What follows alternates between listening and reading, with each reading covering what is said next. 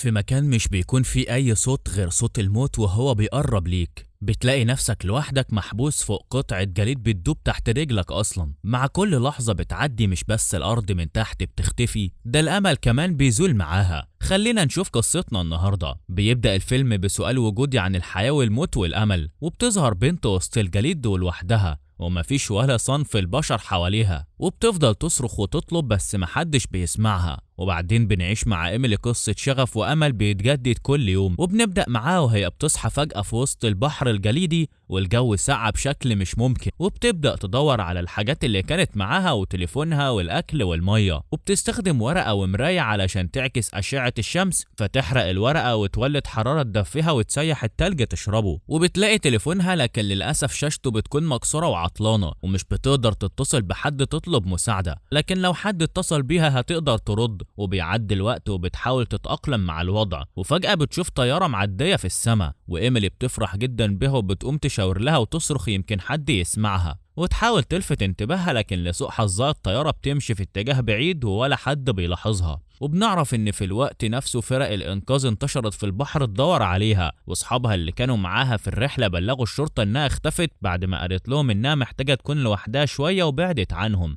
وده اللي بيصعب عملية البحث عنها جدا، لأن محدش بيبقى عارف آخر مكان اتواجدت فيه، والليل بيبدأ يدخل عليها وهي لوحدها والبرد بيزيد جدا، والبحر أمواجه بتعلى، وإيميلي بتبدأ تخاف لأن محدش بيكون معاها ومش قادرة تفهم اللي حصل لها. وبتحصل عاصفة للأسف والسلوك في كل مكان، وأمواج البحر بتعلى جدا وبتخبط في الجليد. وفي نفس الوقت ده إيميلي بتقرر تدور في الحاجات اللي معاها على حاجة تساعدها، وبتلاقي خيمة وفعلا بتفردها وتدخل تنام جواها. وتاني يوم الصبح بتصحى تلاقي الخيمة اتقطعت في كذا حتة، لكنها بتصر تصلحها وتكمل حياتها، وبتروح تدور على إبرة وخيط وبتخيط القطع اللي حصل في الخيمة. وبعدين بتفكر في أكل وبتجوع جدا، وبتلاقي الأكل اللي فاضل معاها قليل جدا، فبتفكر تعمل حاجة شبه السنارة بالخيط والإبرة اللي معاها. وفعلا بتنجح في فكرتها وبتنزل الخيط تصطاد سمك أو أي حاجة تتاكل، لكنها مش بتلاقي حاجة، وبتفضل منتظرة مدة طويلة جدا لكن على الفاضي. وفجأة بتحصل حاجة جميلة جدا، تليفونها أخيرا بيرن.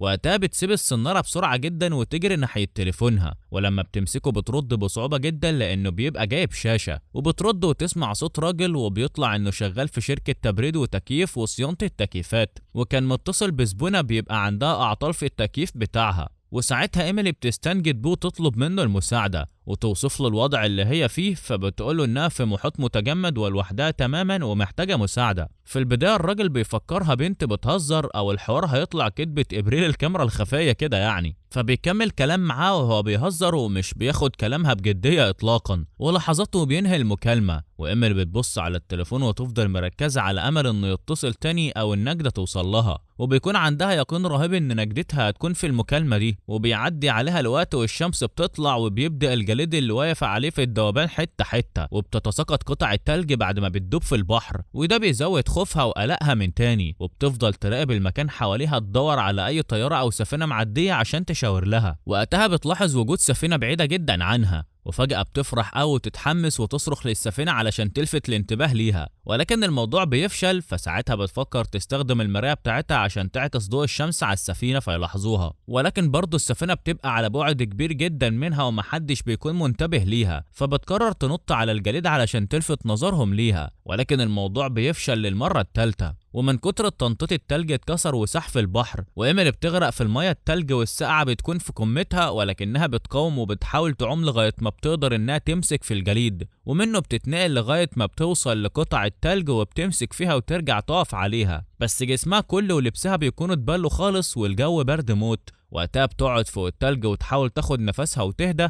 عشان تشوف هتعمل ايه وتحرر نفسها ازاي. وقتها بتلاحظ ان في دب قطب صغير قدامها وجعان، فبترميله شوية مكسرات باقيين معاها. وبعد لحظات الدبة الام بتقرب من إيميلي، ودي بقى بتبقى خطر حقيقي. وقتها إيميلي مش بتبقى عارفة تعمل ايه، وبتدخل في الخيمة بتاعتها وتقفل عليها وبتكون متجمدة من كتر الرعب. والدبة بتقرب من الخيمة وإيميلي بتحس بيها وبتبقى مرعوبة، وبتنتظر لغاية ما بتحس الدبة خدت ابنها ومشت. وفي اللحظة دي بس إيميلي بتاخد نفسها بهدوء وبتخرج من الخيمة، وبتفضل على الوضع ده الأيام، كل يوم الشمس تطلع تسيح قطع حلوة من الجليد اللي واقفة عليه، والخطر بيزيد والأكل اللي معاه بيبدأ يخلص، وبيظهر عليها التعب، وطبعا أملها بيبدأ يختفي في إنها ترجع لحياتها من تاني. ولكن بيعدي عليها الوقت وبتبقى المدة يومين تقريبا أو أكتر شوية، وبتحصل مفاجأة والموبايل بتاعها بيبدأ يرن من تاني، وبتجري ترد على المكالمة، وبتتفاجئ لما بتلاقي إنه نفس الراجل هو بتاع شركة صيانة المكيفات. لكن المرة دي الراجل بيبقى متصل يفهم منها الحكاية بالظبط والأمور مشيت إزاي، وإيميلي بتبقى ما صدقت وبتحكي له حكايتها بالتفصيل الممل من أول ما اتزحلقت في قطعة الجليد وعمت بيها بعيدة عن أصحابها اللي معاها في الرحلة، وبتحكي له عن البرودة القارصة اللي بتبقى عايشة فيها، وبتحكي له كمان عن الخطر اللي بتواجهه والدببة وهي لوحدها والجليد اللي بيسيح وكل اللي بتواجهه حرفيا. فبتصعب على الراجل وبيبدأ يصدقها ويتعاطف معاها، وبيكون الحوار بينهم إنساني أكتر، والراجل بيصدق إن الحوار حقيقي وبيفضل يكلمها عن الأمل والحياة ومعاني كتير تشجعها إنها تواجه الصعاب اللي هي فيها وتصدق إنها هترجع تعيش حياتها من تاني. والراجل بيقفل معاها ويقرر يبلغ السلطات بكل حاجة حكتها له إيميلي، وبيبدأ يشرح لهم إنها محبوسة وسط الجليد لوحدها تماما في البحر المتجمد، والسلطات بتبعت فرق إنقاذ عشان يتوزعوا وسط المحيط عشان يدوروا عليها. وأثناء شغل فرق الإنقاذ الراجل بتاع شركة الصيانة بيقرر إنه يكلمها في التليفون طول الوقت ده عشان ما تحسش بالوحدة، والخطورة بتزيد جدا والتلج بيبدأ يدوب وبيتكسر لأجزاء أصغر، فبأقصى سرعة بتكون مضطرة تنقل الشنطة بتاعتها والخيمة وكل حاجة لقطعة أكبر من الجليد، وده طبعا قبل ما اللي بتكون واقفة عليها تدوب في البحر. وبيستمر الوضع بالشكل ده لغاية ما بتركز على قطعة جليد صغيرة جدا وهي دي اللي فيها نجاتها. ولكن الوقت بيعدي والقطعة الجديدة اللي واقفة عليها بتبدأ تتكسر لأجزاء صغيرة وتدوب للمرة ال10,000، ولسوء حظها كل الجليد بيتكسر وبيسيح وبتقع إيميلي في البحر. ولكن المرة دي مش بتقوم وبتبقى مستسلمة تماما، وبتمسك في الحاجة اللي كانت معاها علشان تساعدها في إنها تاخد نفسها فوق السطح، وبتقعد على آخر قطعة جليد وبيعدي الوقت وبتنعس وتروح في النوم، ولكنها بتصحى على ألم جرح في بطنها ودم من الاحتكاك بحواف التلج، بطنها بتتعور فبتحاول توقف النزيف، وبترجع تاني تتسند بحتة الجليد اللي بتبقى حياتها متعلقة فيها، والبرد بيقسى عليها كل مدى. بتبدأ إيميلي تفقد شغفها وأملها وبتحس خلاص إن دي النهاية،